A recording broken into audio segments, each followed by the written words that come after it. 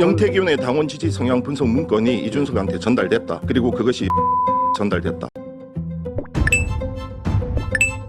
뉴스토마토에서 엄청난 특종을 준비하고 있고 지금까지 차원이 다른 폭로를 준비하고 있습니다. 만약 이게 사실이라면 내년 조기 대선도 가능할 정도로 엄청난 사건입니다. 그리고 뒤에서는 김소연 변호사가 MBC에서 진행자가 놀랄 정도로 충격적 폭로를 했는데 같이 보고 드립니다. 먼저 뉴스토마토의 충격적 보도 내용 보시고 이어가 보겠습니다. 성향 파악을 한 데이터를 들고 조사를 했다.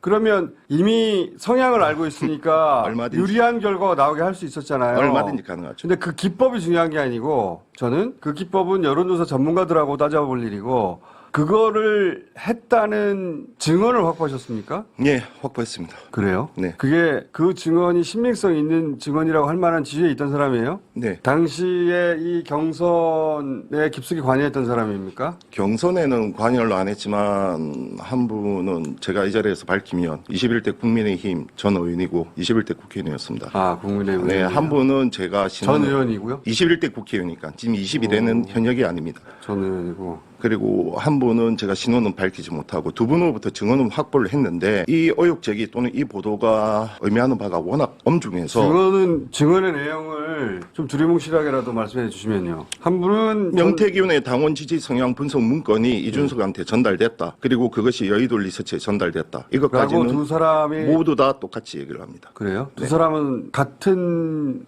팀입니까? 아니면 서로 다른? 한 분은 저희가 지금 아직 보호를 해야 돼요. 어쨌든 네네. 그러니까 한 사람이 또 한 사람한테 이야기를 들은 게 아니라 서로 다른 소스예요? 아, 그럼요. 그런데 그게 엄중해서 저희는 실명으로 나와 달라. 이 기사는 익명으로 보도하기가 어렵다라고 지금 최종 설득하는 과정이고 증언은 이미 확보를 했습니다. 만약에 실명으로 나서주지 않으면 저희가 어쩔 수 없이 실명으로 기사를 내보낼 수밖에 없는 그러한 판단의 마지막 얼마나 과정에 있다. 구체적입니까? 증언의 내용이? 그 업체가 57만 명의 누군지 알 수 없는 번호를 그냥 날린 게 아니라 그게 아니라 미리 이 명단을 확보한 명태균 씨가 성향조사를 한 다음에 갈라서 성향조사를 하면 이 사람한테 전화하면 이 사람은 윤석열을 지지하는 사람입니다라고 답하는 사람인 걸 미리 알고서 그 명단을 그 업체에 주었고 뿐만 아니라 당시 당대표인 이준석 당대표에도 주었다. 이 증언을 확보하신 거죠. 이준석 대표에게 주었고 이준석 대표를 통해서 여의도 리서치로 갔다. 아, 그렇게 흐름입니까? 네.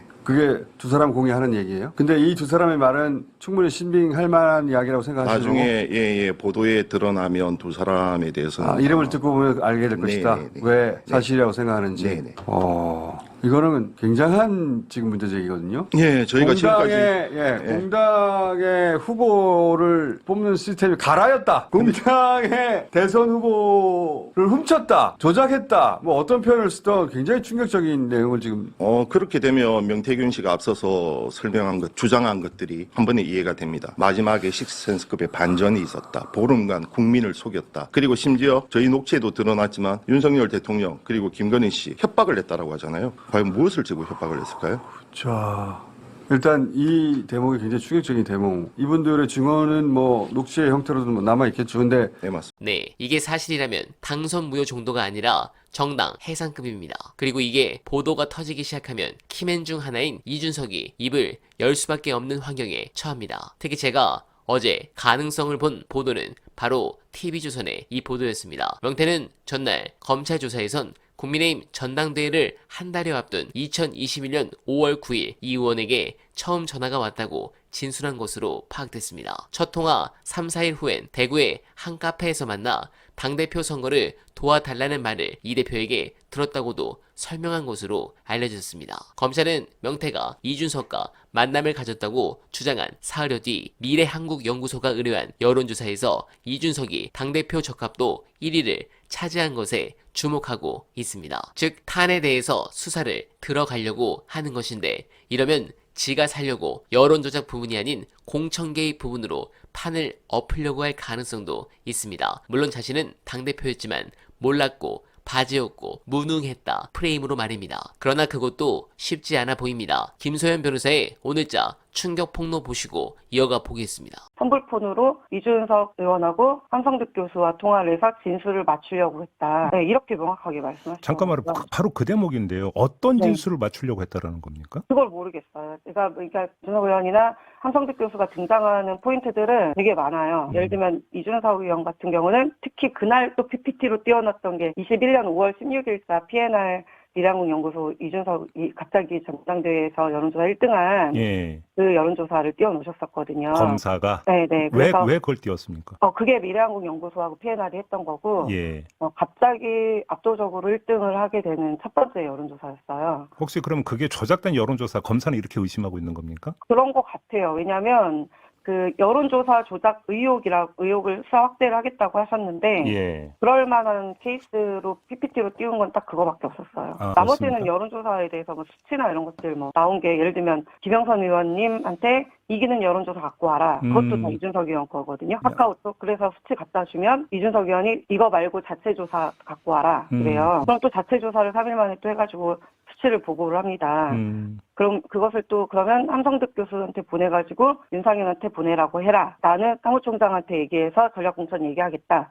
이런 정확한 워딩이 나와 있는 카카오톡이 나오거든요. 잠깐만요. 그러니까 네. 여론조사를 네. 갖고 와라 해서 갖다 주니까 네. 이 결과를 함성득 교수한테 전해서 윤상현 당시 공관위원장한테 전달하라고 이준석 그때 그 대표가 이야기를 했다라는 겁니까? 네, 카카오톡에 명확히 있어요. 그거는. 그래요? 네, 조사 때도 나왔고. 그리고 나는 사무총장한테 얘기하겠다고 했고요. 네네네네. 그러니까 이게 제가 이준석 의원을 제가 미워해서 사람들이 다 이러는 줄 아는데.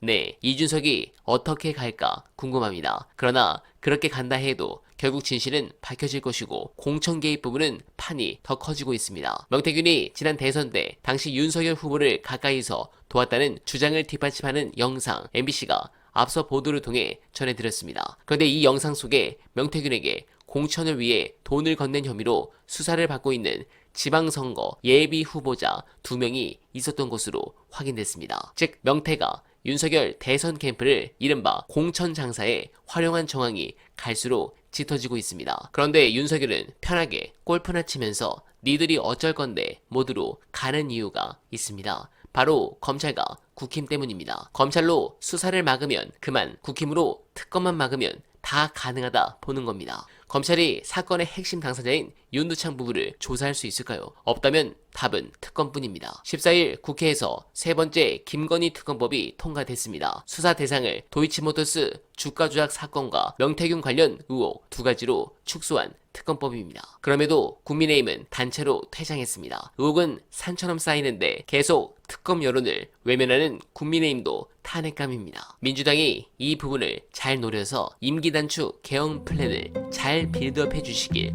간절하게 바라며 어날바는 오늘도 최선을 다하겠습니다. 여러분 고맙습니다.